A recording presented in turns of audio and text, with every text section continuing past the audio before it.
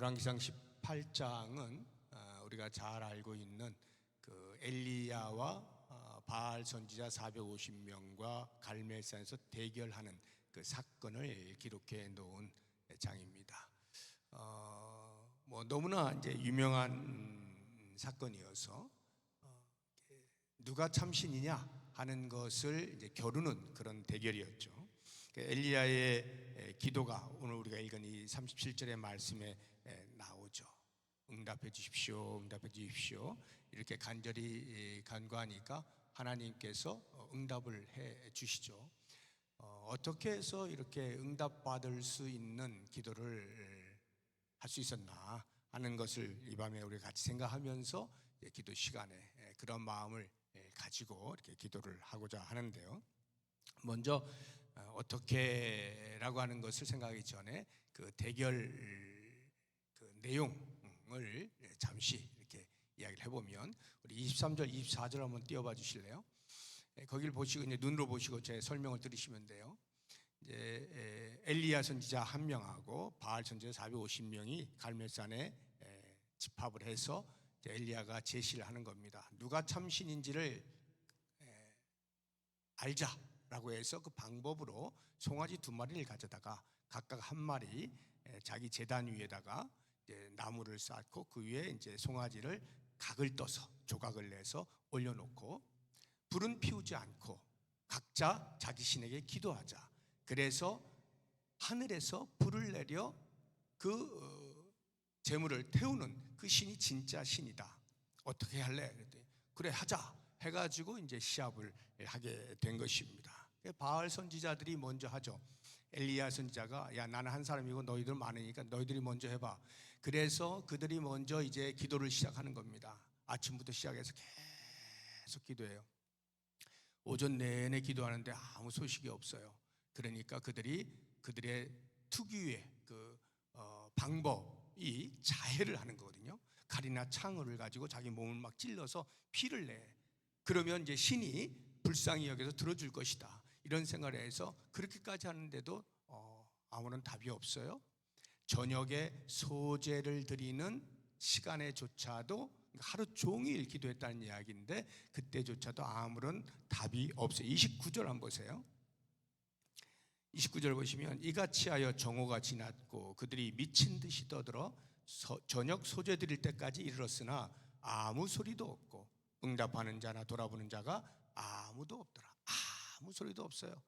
아무도 없어요. No answer. 답이 없습니다. 반면에 엘리야가 드디어 등장을 하죠. 엘리야가 기도합니다. 그런데 엘리야는 기도하기 전에 먼저 준비를 하는 게 있는데 이게 좀 독특해요. 바알 선지자들이 했던 것하고 좀 다르게 제단에 빙 둘러서 도랑을 팝니다. 도랑을 파고 그 위에다 이제 제단 위에 나무를 쌓고 제물을 올려놔요. 송아지 각을 떠서 올려놓고는 물을 갖다 붓습니다. 제물 위에다가 이렇게 갖다 붓는데 얼마나 많이 부었는지 도랑에까지 가득 물이 찰 정도로. 왜 이렇게 했느냐 하면 어떤 경우에도 불이 붙지 못하게끔 만드는 거예요. 오직 하나님만 하실 수 있는 것을 인정하도록 그렇게 만들어 놓은 거죠. 그렇게 완전히 불가능한 상태로 물을 다 부어서 웬만큼 누가 옆에 속여가지고 이렇게 성냥불 붙여봐야 안 되는 그러한 상태를 만들어 놓고 기도를 하는데, 오늘 우리가 읽은 37절 말씀처럼 응답하소서 기도하는데 결과가 어떻게 됐을까요? 그 다음 절에 나오죠. 38절 보세요. 이에 여호와의 불이 내려서 번제물과 나무와 돌과 흙을 태우고 또 도랑의 물을 핥아버렸다는 거예요. 싹 태워버렸어요. 하나님께서 불을 내리시죠. 퍼펙트한 앤서를 해주신 거예요. 자, 그러면 어떻게 해서 이렇게 기도 응답을 받을 수 있었을까 하는 것을 제가 간단간단하게 3가지 정도로 말씀을 드릴 테니까 잘 묵상을 하면 좋겠어요. 그 첫 번째, 응답받는 기도를 위해서는 전제 조건이 있어요. 그게 뭐냐 하면 기도자와 기도를 들으시는 분과의 관계의 회복입니다. 이 관계의 회복이라고 하는 것이 전제 조건이에요.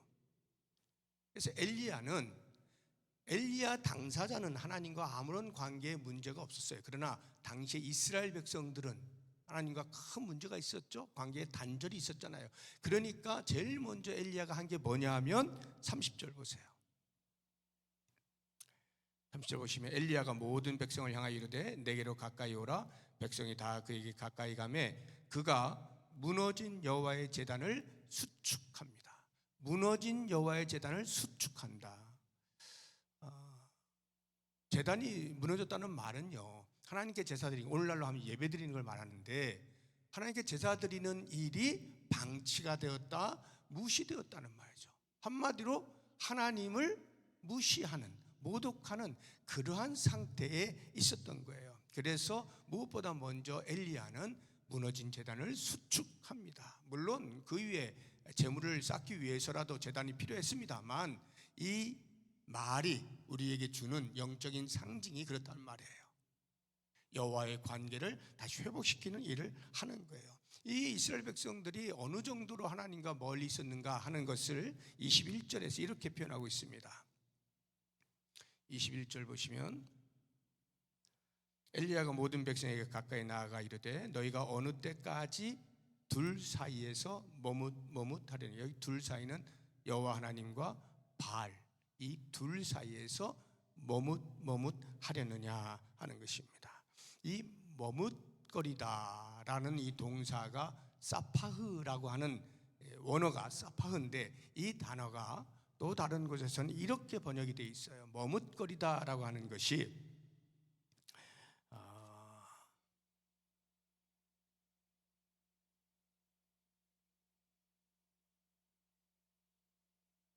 26절을 보시게 되면 26절에 뒷부분에 보시게 되면 그들이 그 쌓은 제단 주위에서 뛰놀더라 이렇게 돼 있죠. 이건 바알 선지자들이 이제 기도 응답 받기 위해서 별짓을 다 하는 그런 모습인데, 제단 주변을 막 뛰는 거예요. 그렇게 하면서 기도를 하고 있는 그 뛰놀더라라고 하는 요 동사가 똑같은 원어를 쓰고 있어요. 사파라고 하는 원어를 쓰고 있어요. 무슨 말이냐면 둘 사이에서 머뭇거린다는 얘기는, 우리나라 말의 뉘앙스는 머뭇거린다는 것은 주저한다, 그러니까 이리도 못 가고 저리도 못 가고 이런 의미로 들리잖아요. 그런데 사실은 그게 아니고 뛰노는 거예요. 여기도 갔다 저기도 갔다 이 말이에요. 하나님께도 갔다가 바알에게도 갔다가 지 마음대로 왔다 갔다 이렇게 하는 상태가 이스라엘의 상태였던 거죠. 하나님만 온전히 섬기지 못하고 이렇게 사방으로 왔다 갔다 하면 자기 눈에 보이는 대로 유익한 대로 쫓아다니는 그러한 모습, 이것이 하나님과의 그들과의 관계였다. 이것을 회복하는 것부터 시작이 되어야 된다 하는 것이죠. 또 하나, 하나님께 기도하여 응답을 받고자 할 때 그 관계라고 하는 것, 그 어떤 관계, 좋은 관계여야만 응답을 받을 거 아니에요. 그런데 우리 마음에 만약 죄가 있잖아요. 죄가 있으면 거룩하신 하나님 앞에 일단 우리가 나아갈 수가 없어요. 죄가 있는 상태에서는. 그래서 하나님을 만나기 위해서 성막으로 갈 때마다 짐승을 잡는 거예요. 죄의 전가, 일시적이나마 그러한 상징으로 재물을 잡아서 죄를 옮기는 거예요. 거룩의 상태로만 하나님을 만날 수 있기 때문에. 죄가 있으면 우린 절대로 거룩하신 하나님 앞에 나아가지도 못. 기도는 응답될 리가 만무한 거예요. 우리 이사야서 59장을 보시게 되면 1절 이하에 여호와의 손이 짧아 구원하지 못하심도 아니요 귀가 둔하여 듣지 못하심도 아니라 오직 너희 죄악이 너희와 너희 하나님 사이를 갈라 놓았고 너희 죄가 그의 얼굴을 가리어서 너희에게서 듣지 않으시게 함이니라. 우리 안에 있는 죄가 아무리 기도해도 하나님이 묵묵부답하시게 할 수밖에 없게 만든다는 거예요. 그래서 이 죄를 제거하는 것이 무엇보다 중요해요. 죄를 제거하는 데는 다른 거 없죠. 전심으로 통회하는 거예요. 마음을 다하여서 가슴을 찢어내는 이 회개가 있을 때에 비로소 거룩하신 하나님 앞에 나아가서 기도할 수가 있게 되는 것이고요. 또 하나, 우리가 하나님과 기도 응답을 받는 그 관계가 되고자 한다면 기도할 때 의심을 버려야 돼요. 의심을 제로로 만들어 버려야 됩니다.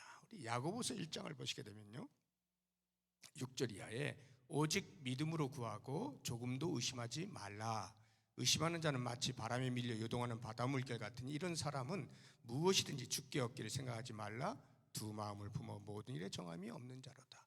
의심하면 얻을 수가 없다고 하는데, 이 의심하는 상태를 뭐라고 뒤에 표현했느냐, 두 마음을 품었다 이렇게 말하죠. 두 마음을 품었다. 두 마음, 이 여기에 적용하면 이스라엘 백성들이 하나님께도 하나님 이거 주세요 저거 주세요 하고, 바알에게도 이거 주세요 저거 주세요, 마음을 나누는 거예요. 이런 상태에서 하나님께 아무리 기도한다 한들 하나님께서 들으실 리가 만무한 거죠. 의심은요 쓰레기예요. 쓰레기. 우리가 기도 응답 받는 데서 쓰레기야. 쓰레기는 어디로 가요? 쓰레기통으로 가야 되죠. 그거 들고 있으면 안 되는 거예요.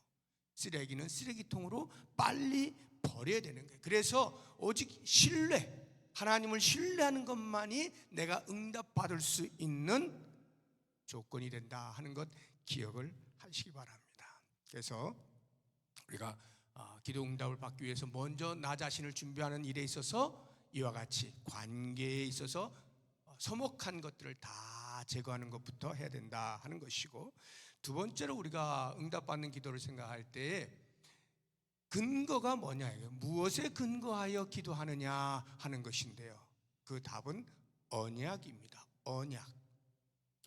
엘리야가 기도하는 것을 보면 36절 한번 보세요.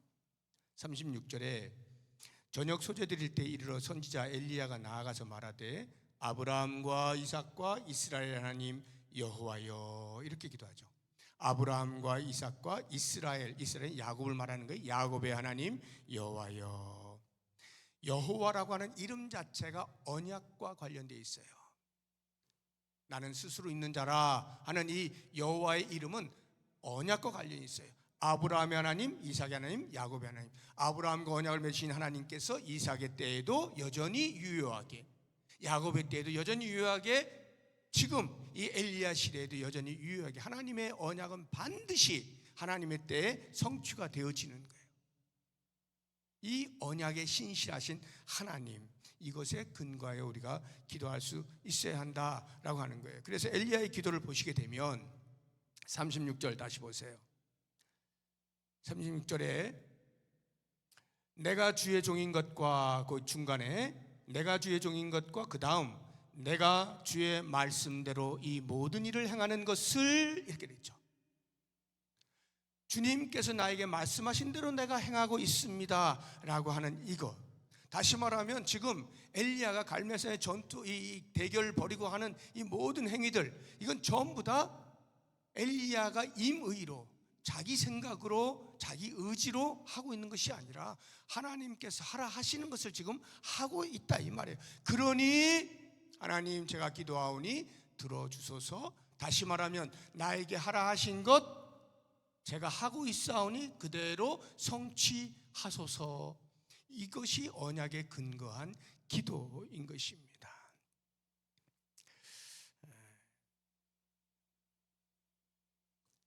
하나님께서 당신의 언약을 성취하실 때 왜 우리의 기도를 필요로 하실까, 이 생각을 해볼 필요가 있어요. 그냥 하나님께 당신이 언약하신 대로 그대로 진행해 나가시고 성취하시면 될 텐데, 그 사이에 그 과정 속에 왜 우리의 기도를 기다리고 계시나 하는 것, 그 우리의 기도가 필요하냐라고 하는 것을 한마디로 우리에게 그렇습니다, 예스, 이렇게 해주고 있는 구절이 있죠. 에스겔서 보시면 36장 37절에 우리 같이 한번 읽어볼까요? 나 주 여호와가 말하노라 그래도 이스라엘 족속이 이와 같이 자기들에게 이루어 주기를 내게 구하여야 할지라 내가 그들의 인수로 양떼같이 많아지게 하되, 이렇게 돼 있죠.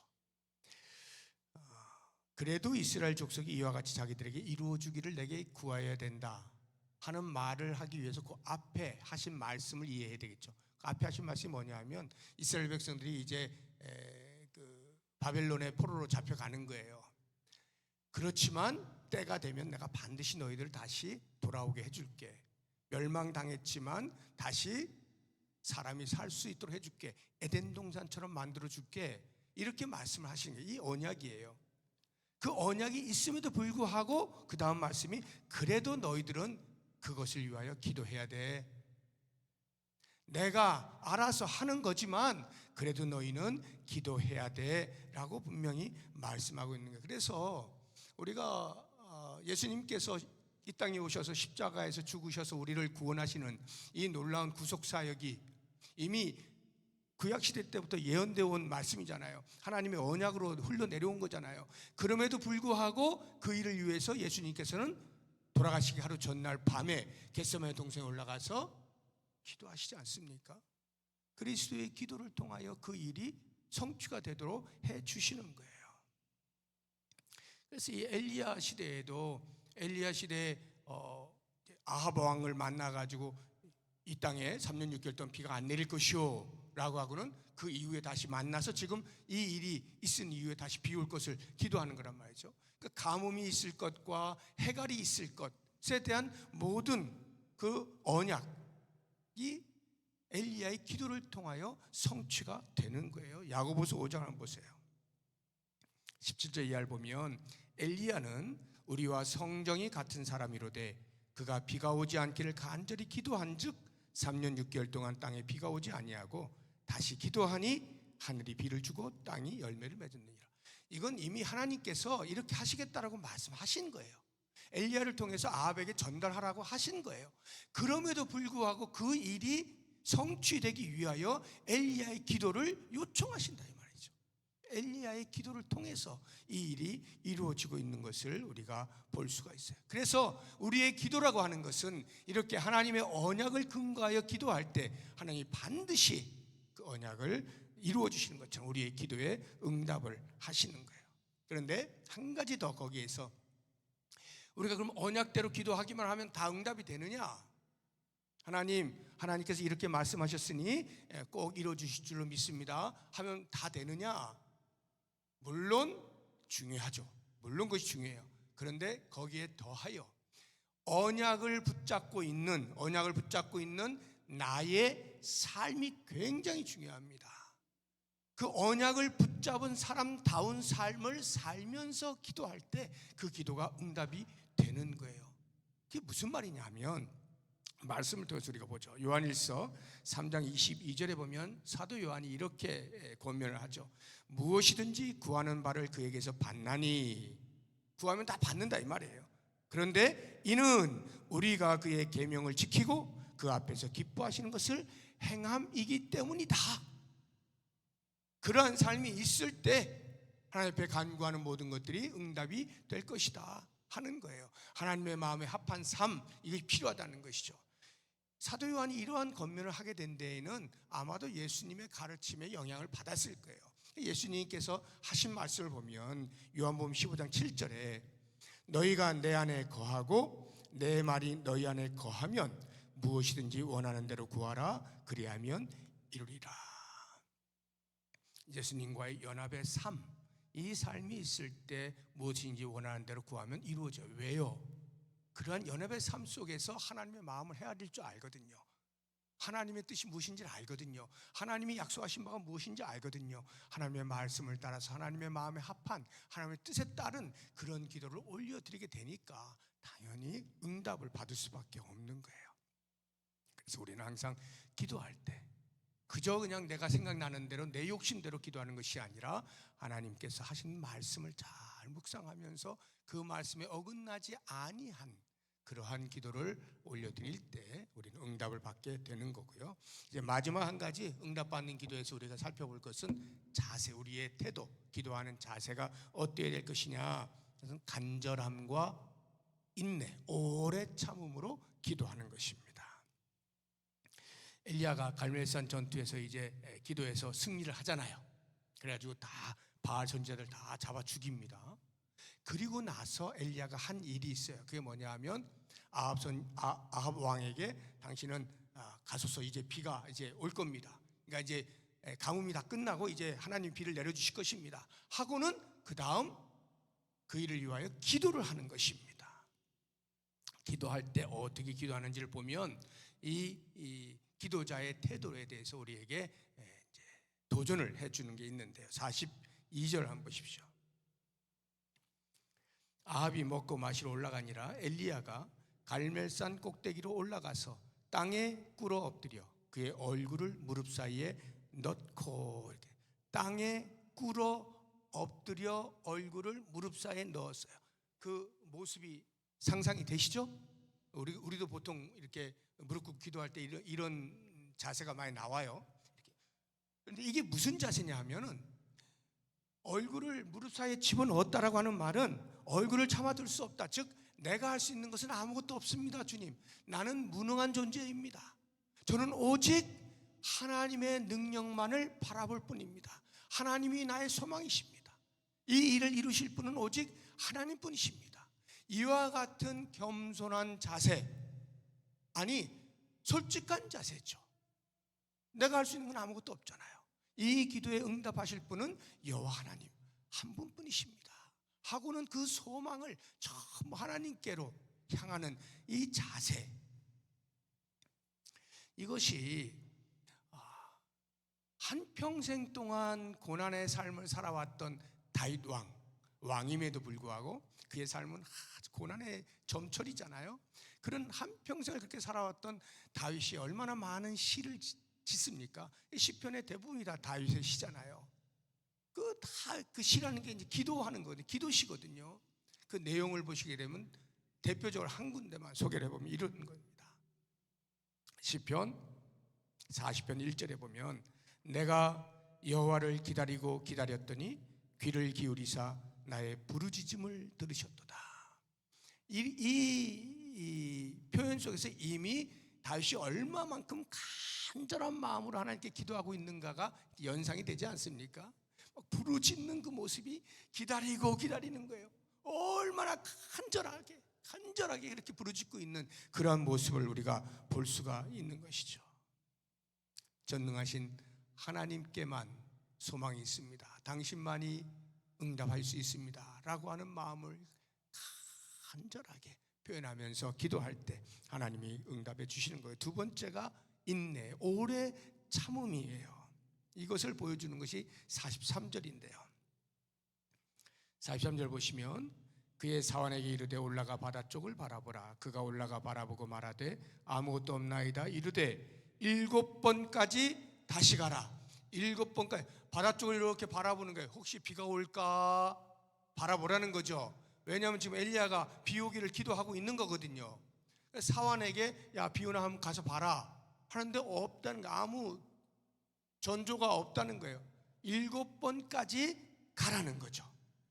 여기 7번이라고 하는 이 7이라고 하는 숫자가 성경에서는 완전수라고 그래요. 완전수라고 하는 말은 응답 받을 때까지 가. 너 가서 비 오는 전조가 보일 때까지 또 가고 또 가고 또 가라 이런 거예요. 이게 뭐냐 하면 오래 참는 거예요. 기도 응답이 되기까지 오래 참는 것입니다. 그래서 히브리 기자가 우리에게 권면하고 있는 말씀이 히브리 10장 36절에 보면 너희에게 인내가 필요함은 너희가 하나님의 뜻을 행한 후에 약속을 받기 위함이라. 하나님의 약속을 받기 위해서는 오래 참는 일이 필요하다. 하나님의 응답을 받는 일에 있어서 한두 번 해보다가 아닌가 보다 하고 그냥 내려놓는 것이 아니라 오래 참음으로 기도해야 한다 하는 것입니다. 이렇게 오래 참은 기도야말로 하나님의 응답을 받을 때의 그 희열, 감격, 감사에 넘쳐나는 것이죠.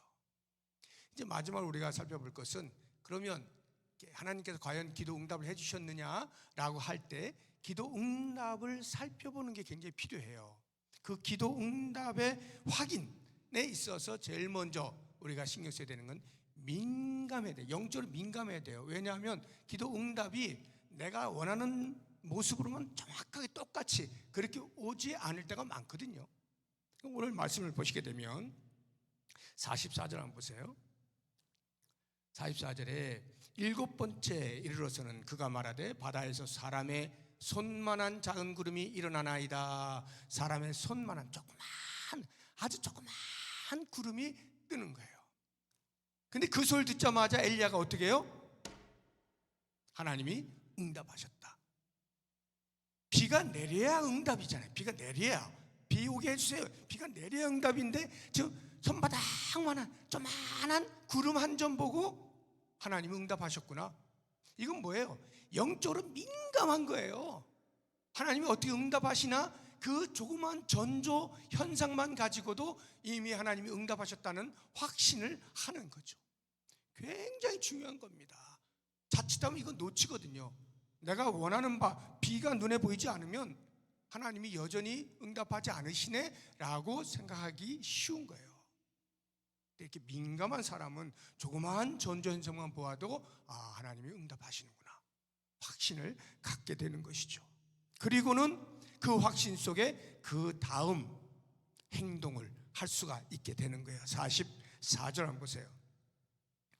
뒷부분에 이르되 올라가 아합에게 말하기를 비에 막히지 아니하도록 마차를 갖추고 내려가소서 하라 하니라.